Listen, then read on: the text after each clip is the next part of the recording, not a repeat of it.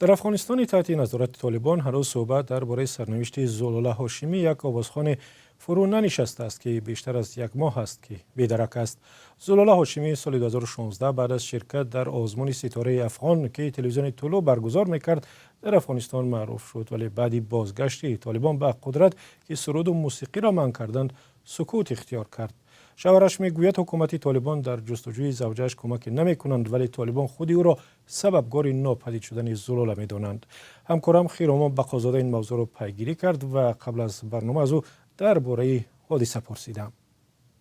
سرنوشت زلوله هاشمی بیشتر از 40 روز است که نامعلوم است و شوهرش سید محسن هاشمی میگوید حکومت طالبان به خواسته هایش اصلا توجه ندارد و در جستجوی همسرش به او هیچ کمک نمی کند. او روز 7 ایول به رادیوی آزادی گفت که با گذشت بیش از یک ماه از ناپدید شدن زوجش هیچ اطلاعی درباره سرنوشت او ندارد.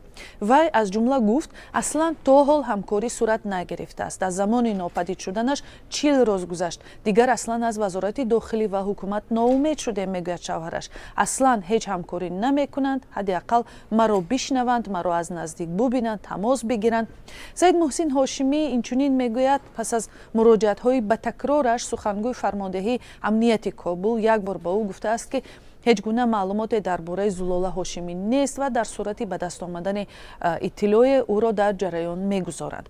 این زمان عبدالمتین قانی سخنگوی وزارت امور داخلی طالبان ادعا کرده است که زلوله هاشمی به دلیل زورآوری و خشونت شوهرش خانه را ترک کرده است و از آن زمان تا کنون معلوم نیست کجا پناه میبرد. او به رادیوی آزادی گفت اطلاعات ما نشان میدهد که این زن با شوهرش مشکلات خانوادگی طولانی مدت داشته است.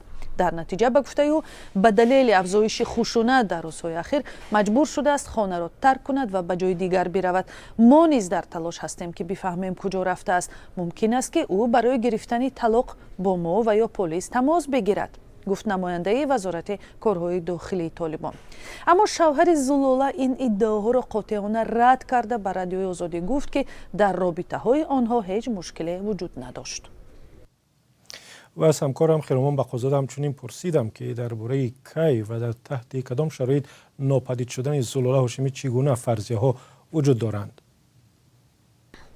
درباره ناپدید شدن زلوله شوهرش سید محسن هاشمی روز 20 ایون به رادیوی آزادی صحبت کرده و گفته بود که همسرش 16 روز قبل ناپدید شده است. به گفته او زلوله با هدف خرید از خانه بیرون رفته و دیگر برنگشته است. تعدادی از حامیان حقوق زن ناپدید شدن زلوله هاشمی را نگران کننده نامیدند و گفتند که نبود هر گونه اطلاع درباره سرنوشت او شبهه برانگیز است. رادیوی آزادی تلاش کرد با پدر، مادر و یا دیگر از اهل خانواده زلوله هاشمی صحبت کند اما موفق نشد.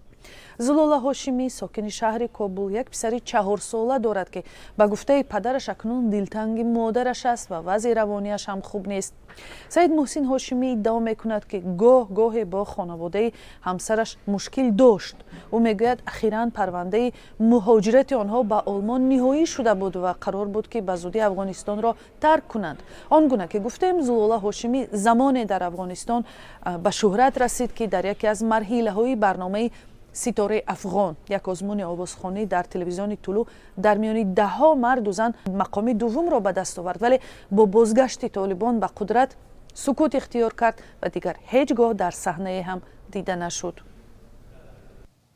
تشکر. همکارم خیرامان بقازاده درباره بیدرک شدن یک آوازخوان جوان افغان صحبت میکرد که سال 2016 شهرتیار شد، ولی با بازگشت طالبان به قدرت که موسیقی را منع کردند دیگر صدایش را جای نمیشنیدند و حکومت طالبان که بیشتر از 3 سال پیش سر قدرت آمد در این مدت زنان افغان را از حقوق زیادی بنیادی از جمله تحصیل و کار هم محروم کرده است.